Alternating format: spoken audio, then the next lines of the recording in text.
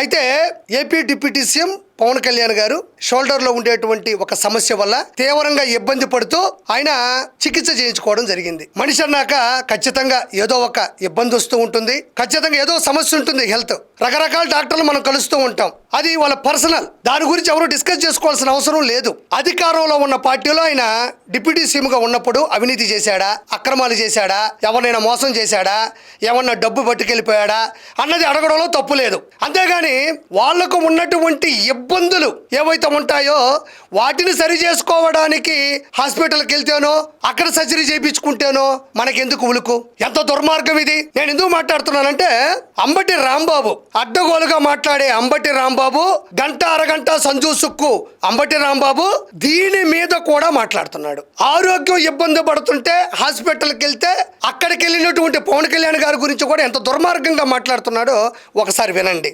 భుజాలు నొప్పిగా ఉన్నాయంట, మరి ఎందుకు నొప్పిగా ఉన్నాయో మాకు తెలియదు. ఆయనకు భుజాలు నొప్పుగా ఉన్నాయంట, అవి ఎందుకు నొప్పుగా ఉన్నాయో నాకు తెలియదు అంటావు. నీకెందుకు తెలియాలి? ఆయనకు భుజాలు ఎందుకు నొప్పుగా ఉన్నాయో నాకు తెలియదు అంటున్నావు, నీకెందుకు తెలియాలి? నీకు చెప్పాలా? కాళ్ళ నొప్పి వచ్చినా, తల నొప్పి వచ్చినా, భుజాలు నొప్పి వచ్చినా నీకు చెప్పాలా? ఖచ్చితంగా నీకు తెలియాలా? మరి నీకు పైన తలకాయి కింద జుట్టు మొత్తం తెల్లగా నెరిసిపోయి ఉంటుంది కదా, నాకు తెలియాలా? నాకు అవసరం లేదుగా. నీ జుట్టు కింద గడ్డము తెల్లబడిపోయి ఉంటే బయట రాష్ట్రాలలో బయట దేశాలలో చూస్తే నువ్వు అపర మేధావు అనుకుంటారు. కౌన్ బనేగా కరోడు పొత్తులో ఖచ్చితంగా ఒక 100 సార్లు గెలుచుంటాడు, అతనే పోటీ, అతనికి లేదు సాటి అన్నట్టుంటావు నువ్వు. ఎదుటి వ్యక్తికి భుజాలు నొప్పులు వస్తే నీకెందుకు తెలియాలా? ఖచ్చితంగా నీకు తెలియాలా? పోలవరం ప్రాజెక్టు గురించి నీకు తెలియదు, అన్నకి 11 ఎందుకు వచ్చాయో తెలియదు, అన్న పార్టీ ఎందుకు పడుకోబోయిందో తెలియదు, అవేమీ తెలియదు. పవన్ కళ్యాణ్ గారికి భుజాలు నొప్పి వస్తే అవి ఎందుకు వచ్చాయో నీకు తెలియాలా? వినండి. ఒకరోజు వాళ్ళ తల్లి గారికి సీరియస్గా ఉందని ఆయన వెళ్ళిపోయాడు, ఇవాళ ఏమో బాంబే ఆసుపత్రికి వెళ్ళిపోయాడు. మరి ఈ నాటకాలు ఏంటో. ప్రపంచంలో మనిషిగా జన్మించిన ఏ వ్యక్తి అయినా తన తల్లికి ఆరోగ్యం సీరియస్ గా ఉంటే వెళ్ళిపోతారా? వెళ్ళిపోరా? నువ్వు వెళ్ళవేమో, నీకెందుకంటే డబ్బు పిచ్చి, జగనన్నకి భజన పిచ్చి, పదవులు పిచ్చి, నీకు ఇంకా ఏమేం పిచ్చులున్నాయో నేను ప్రత్యేకంగా చెప్పనక్కర్లేదు. ఆస్తుల విషయంలో సొంత తల్లి మీద కేసు పెట్టి కోర్టు మెట్లు చుట్టూ తిప్పుతున్నటువంటి జగన్మోహన్ రెడ్డి పార్టీలో ఉన్న నీకు తల్లి విలువ, తల్లి ఆరోగ్యం విలువ, తల్లి ప్రేమ విలువ ఏం తెలుస్తుంది? సొంత తల్లే ఎన్ని ప్రెస్ నోట్లు వదిలింది, నా కొడుకు నా కూతురికి అన్యాయం చేస్తున్నాడు అని వదలలేదా? సొంత తల్లిని ఏ రోజైనా ప్రేమగా అక్కున చేర్చుకున్నాడా? ఏ రోజైనా అందరూ చూస్తున్నాగా తన తల్లిని అమ్మ అని సంబోధించాడా? అంత క్రూరమైన సొంత తల్లిని కోర్టు మెట్ల చుట్టూ తిప్పుతున్నటువంటి వ్యక్తి పెట్టిన పార్టీలో ఉంటే మీకు తల్లి విలువ, తల్లి ప్రేమ విలువ, తల్లి ఆరోగ్యం విలువ ఏం తెలుస్తుంది? చెప్పు. వయసు పైబడినటువంటి తల్లికి ఆరోగ్యం ఇబ్బందిగా ఉందని తెలిసినప్పుడు ఏ కొడుకైనా హుటాహుటినా వెళ్ళిపోతాడా లేదా? దానికి నువ్వు మాట్లాడుతున్న మాట నిన్ను దేంతో కొట్టాలి అని ఈరోజు జనాలు అడుగుతున్నారు. ఈ నాటకాలేంటా? తల్లికి సీరియస్ గా ఉంటే వెళ్ళిపోయాడు, ఆయనకు భుజాలు నొప్పిగా ఉంటే ముంబైకి వెళ్ళాడు, దానికి నాటకాలేంటి? నాటకాలు ఆడేది ఎవరు? గుండెపోటు, గొడ్డలి వేటు, కోడి కత్తి ఘాటు ఎవరు నాటకాలు ఆడేది? తమరు ఫోన్లో మాట్లాడతారు కదా ఆడియో రికార్డింగ్లు, అవి ప్రపంచంలోనే అతిపెద్ద నాటకం. ఎవరైనా అపోజిషన్ లో ఉన్నా, పొజిషన్ లో ఉన్నా, ఎవరికైనా ఓ వ్యక్తి యొక్క ఆరోగ్యం గురించి కానీ వాళ్ళ కుటుంబంలో ఉండేటువంటి అమ్మ గురించి కానీ ఇలా మాట్లాడతారా?